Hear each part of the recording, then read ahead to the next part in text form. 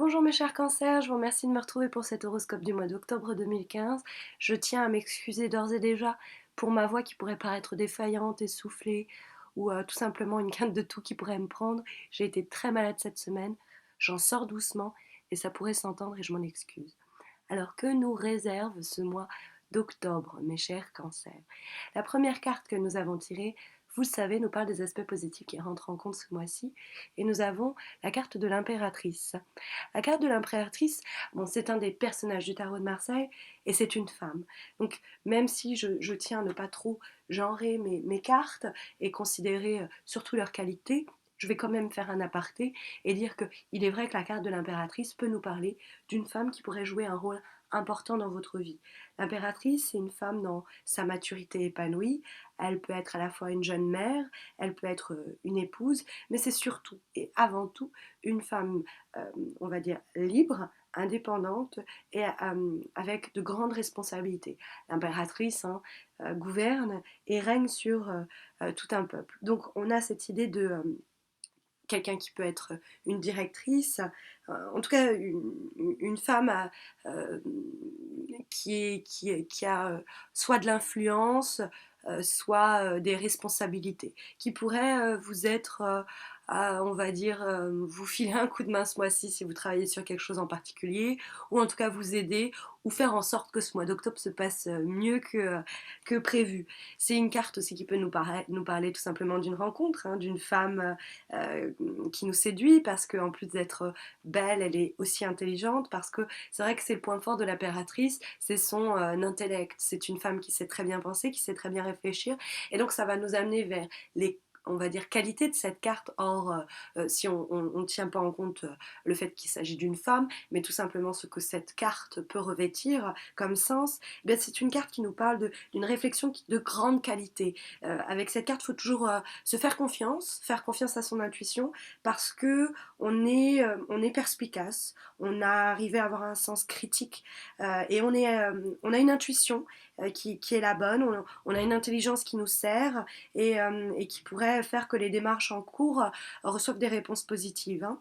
C'est une bonne période pour foncer dans n'importe quel projet, parce que votre réflexion est de qualité. C'est la carte de l'impératrice, c'est vraiment quelqu'un qui réfléchit bien. Alors ça peut être aussi une communication, des écrits, une lettre que vous recevez et qui vous fait extrêmement plaisir, parce que son point fort c'est l'écrit à l'impératrice, donc une recherche d'emploi qui va aboutir par exemple. Euh, ou alors dans le domaine amoureux, une invitation, une lettre d'amour, un mail, un texto, et qui pourrait donner lieu à une relation épanouissante, hein. En tout cas une séduction facilitée. Voilà, donc l'impératrice, c'est une carte qui est très positive et très dynamique, très active, et qui va à elle seule donner une tendance au jeu, et qui va donner une tendance au jeu très volontaire, très dynamique. On laisse rien au hasard, on décide de tout, hein. Avec la carte de l'impératrice, on laisse pas, on ne délègue pas, on ne laisse pas les autres faire prendre des décisions à notre place ou faire des choix à notre place. Cette idée-là, elle va être accentuée par la carte qui lui fait face, qui est la carte du pendu, qui est dans ce qui vous est pas trop favorable ce mois-ci. Donc c'est vrai que ça peut nous parler à la fois d'obstacles et difficultés que vous seriez peut-être en mesure, enfin, dans le risque de rencontrer, mais c'est vrai qu'en termes psychologiques, comme elle fait face à la carte de l'impératrice qui elle est très volontaire, la carte du pendu, dans l'aspect négatif, ça peut vous mettre en garde contre justement un manque de goût pour agir, hein, manque de volonté. Alors peut-être que vous déprimez un petit peu, vous vous sentez dans une impasse, vous avez l'impression que rien ne peut bouger. C'est une carte qui parle de ralentissement en général. Mais comme on a un tirage extrêmement dynamique, j'ai pas l'impression que les choses sont ralenties. Ça nous dit peut-être que vous n'arrivez pas à couper les liens, les ponts avec une situation passée qui pourtant ne vous réussit plus aujourd'hui, hein. C'est ça, hein, la carte du pendu, c'est à la base on était attaché à quelqu'un, attaché à quelque chose, à une structure, à une entreprise, à un projet. Et puis en fait, avec le temps, cette situation a pourri un petit peu et on la conserve. On n'arrive pas à couper les liens, à couper les ponts, à passer à autre chose, alors qu'en fait, on devrait, hein, ou en tout cas, on devrait sortir de cette inactivité dans laquelle la situation nous a plongé. Parce que c'est vrai que la carte, par exemple, du pendu dans le domaine amoureux, ça peut nous parler d'un amour qui n'est plus là dans une relation, mais du fait qu'on n'arrive pas à vraiment mettre à mort cette relation, à couper les liens, à couper les ponts et que cette relation devient une prison. Hein. Ça peut être la même chose dans le domaine professionnel. Hein. C'est cette idée d'être emprisonné au quotidien dans sa tâche quotidienne professionnelle et de déprimer même à cause de ça. Mais vraiment on va dire les conseils du tarot sur ce qu'il ne faut pas faire ce mois-ci, c'est vraiment il faut absolument vous donner le courage de réagir. Hein. Il faut ne pas avoir peur de rompre les ponts. Il faut vous donner des moyens réels pour entreprendre. Parce qu'il y a peut-être un manque de goût ou un manque de volonté, un manque d'envie, un manque de force pour justement faire bouger la situation qui peut s'avérer bloquée, mais à cause de vos actions d'ailleurs.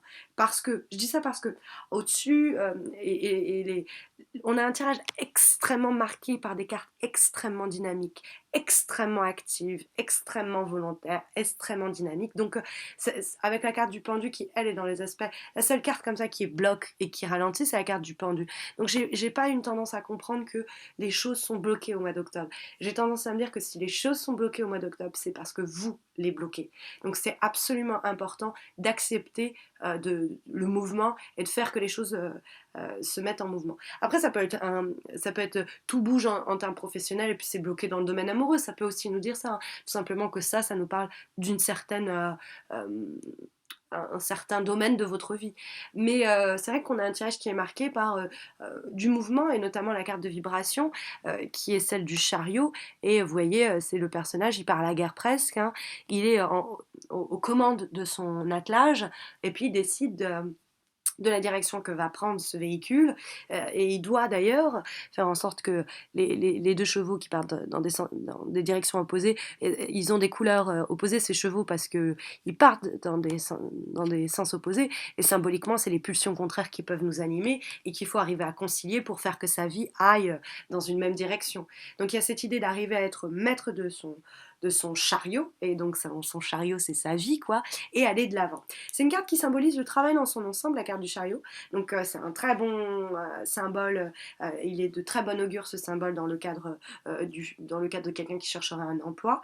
C'est une carte où faut pas d'ailleurs hésiter à se déplacer pour obtenir ce que l'on veut. Hein. Que ce soit vous avez envie de travailler avec telle personne, et ben va falloir aller la rencontrer. Vous avez envie de travailler dans telle structure, ben, n'hésitez pas à vous déplacer physiquement. Et puis sinon ça va encourager tout ce qui est les emplois où il faut se déplacer justement. Parce que bah, voilà, c'est aussi, bon, bah, si vous aviez envie d'un achat de véhicule, c'est le mois pour le faire, hein, parce que c'est une carte qui est forcément en relation avec l'ensemble des véhicules en général. Mais bon, c'est une carte où on avance avec autonomie. Hein, les déplacements et les réussites sont normalement au rendez-vous avec la carte du chariot si on se donne les moyens.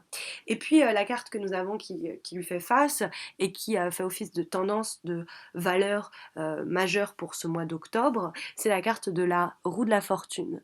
Et la carte de la roue de la fortune, c'est aussi une carte de grande mobilité, de grande transformation, une carte de mutation. C'est la roue qui tourne, hein, les changements sont importants. Alors il y a toujours une place un peu dédiée au hasard dans la carte de la roue de la fortune, où on ne peut pas trop anticiper vraiment comment ça va tourner, comment les choses vont tourner, mais il faut les accepter, ces hasards, accepter l'inattendu et un peu vivre au jour le jour cette aventure qui s'annonce.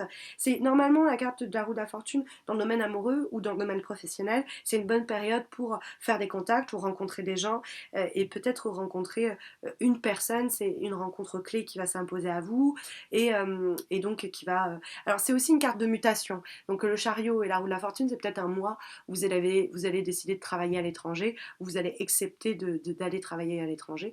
Ou en tout cas, ce tirage vous encourage à pourquoi pas vous déplacer. Alors pourquoi je dis à l'étranger? C'est fou, on n'a pas la carte du monde. Je dis à l'étranger parce que bon, c'est plus facile, mais ça peut être même dans une autre zone géographique. Hein. On change de département, ça suffit hein, pour ça. Donc il y a cette idée de voilà de mouvement, de choses qui bougent, de période de mobilité. Donc surtout, encouragez le mouvement, acceptez-le, ne vous vouez pas à l'inertie et au marasme dont nous parle le pendu. Au contraire, soyez comme l'impératrice, volontaire, dynamique et presque directive. Voilà, j'espère que ce tirage et cet horoscope pourra vous aiguiller au cours de ce mois d'octobre, peu importe le moment où vous la regardez. Je vous remercie d'ailleurs d'avoir pris le temps de la regarder cette vidéo. N'hésitez pas à vous abonner à ma chaîne YouTube si ce n'est pas encore fait, ça vous permettra de recevoir les prochains horoscopes sans avoir un doigt à bouger. Et en plus de ça, moi ça me motive de voir que bien, le nombre d'abonnés que j'ai continue à croître, ça me remotive pour faire ces vidéos chaque mois.